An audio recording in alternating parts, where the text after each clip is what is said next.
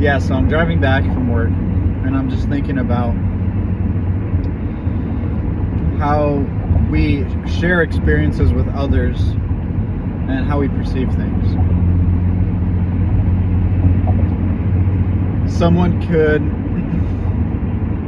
have all the experience in the world about breadsticks and like how to make it, the history behind it, famous bakers and bakeries that make good breadsticks, and they could eat breadsticks all the time, every day.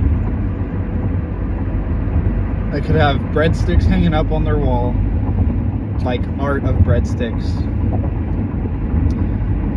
Unless it's like that one modern art piece where it's like the banana duct taped to the wall. Maybe it's just a breadstick sticking there. Who knows? My point is, someone could be like the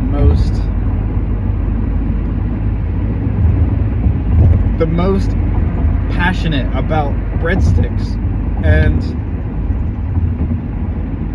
they look at someone who's eating a breadstick and at a restaurant, and this person's like, oh wow, I love breadsticks, and this breadstick guy, he's just looking at him like, no, you don't love breadsticks. Look at me.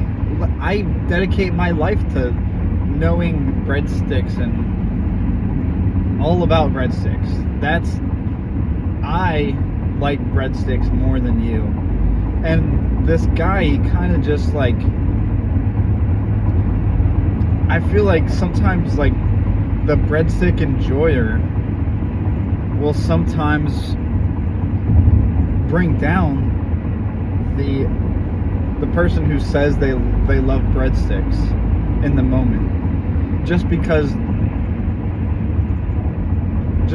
they feel like that they're better, or they feel like the way that they do things is correct.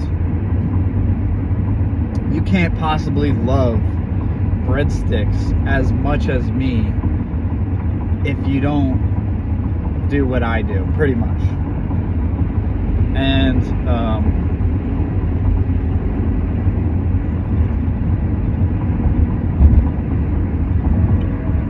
that can go the same thing for a lot of things.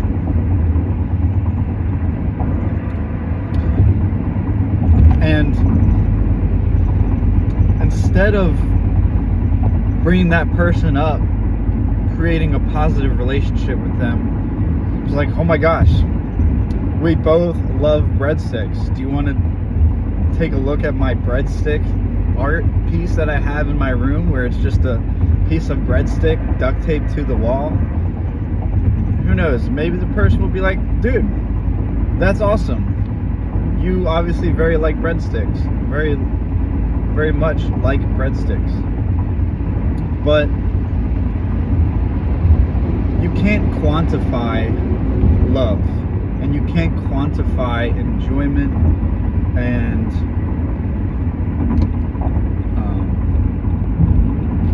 you can't quantify feelings.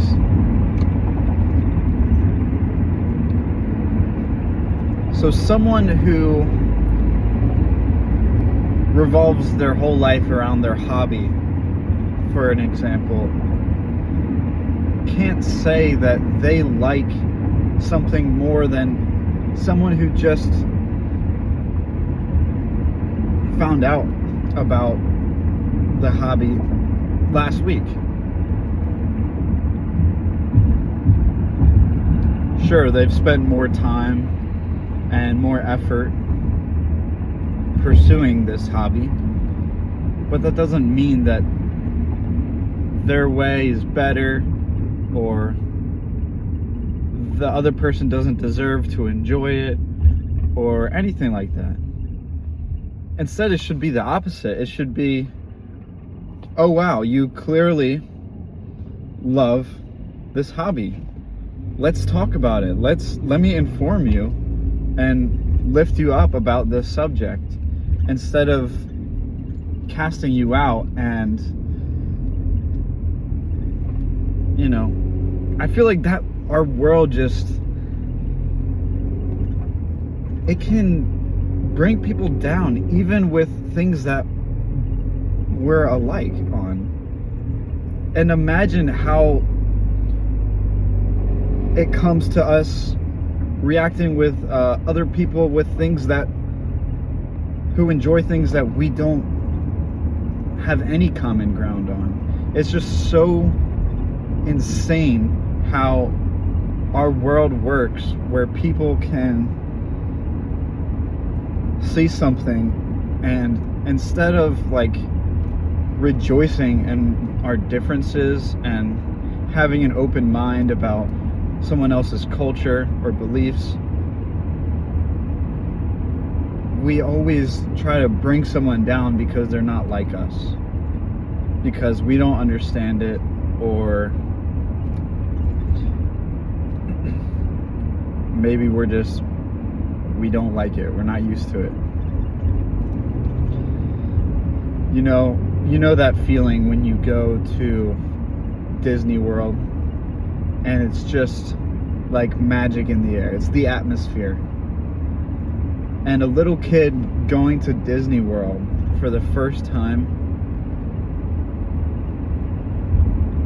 can have an immense amount of joy and just love for this place. And someone who, compared to someone who's like has season passes and they've been going for 40 years, you know. Some people will try to tell the kid that, you know, maybe what I'm trying to say is you don't have to know every little thing, every little history behind every ride. You don't need to know the average wait times for each ride. You don't need to know how long it takes to walk from one side of the park to the other. You don't need to know all the food places and the change in the prices over time for the corn dog. You don't need to know everything about Disney World to have the feeling of just enjoying. You don't even need to have a favorite ride at Disney. You don't even need to go on a ride at Disney to enjoy the atmosphere of being there and to just experience it and feel like it's magic. Now, where I'm getting with this is you don't need to know everything about God and Jesus and the Holy Spirit and Mary and all the saints and angels, how the church works and its hierarchy. And you don't need to know every little detail, every little piece of history, and every little explanation as to how it works to feel God's love, to feel like it's magic. It's God's presence. It's the same thing. And someone asked me, like, how do I know more than you about your religion?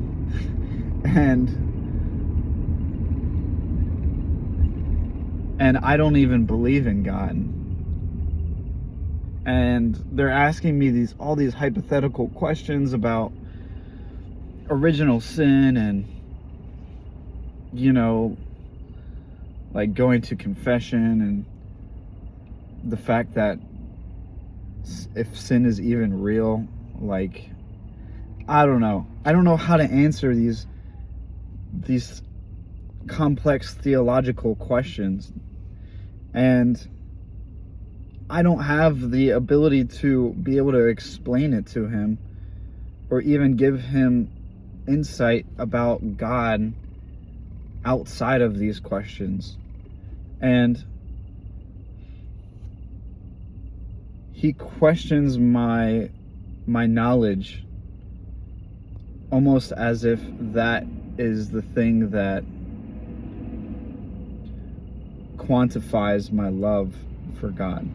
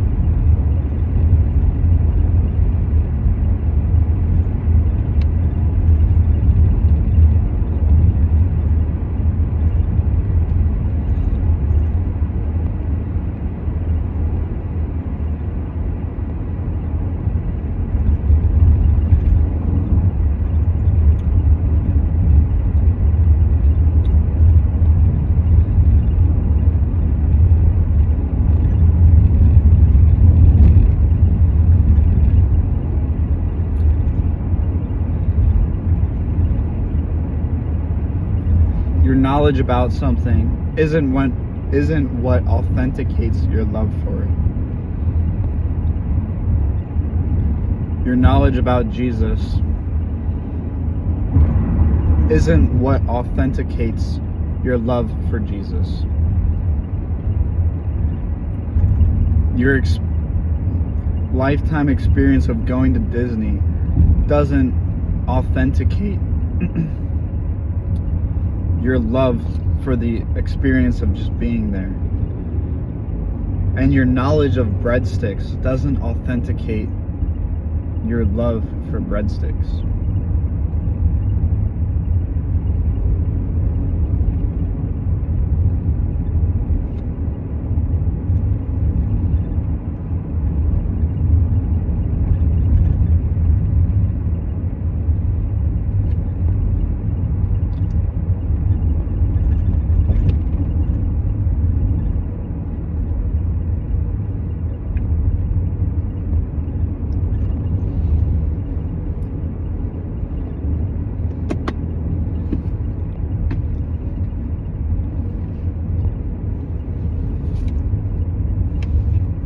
Don't ever stop learning. Don't ever stop loving. And learn about the things that you love. But that knowledge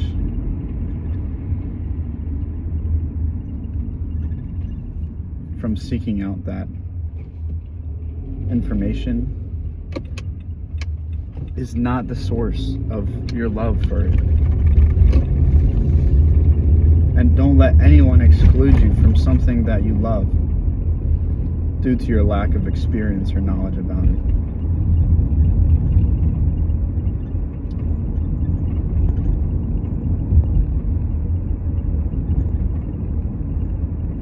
Also, those breadsticks are pretty good.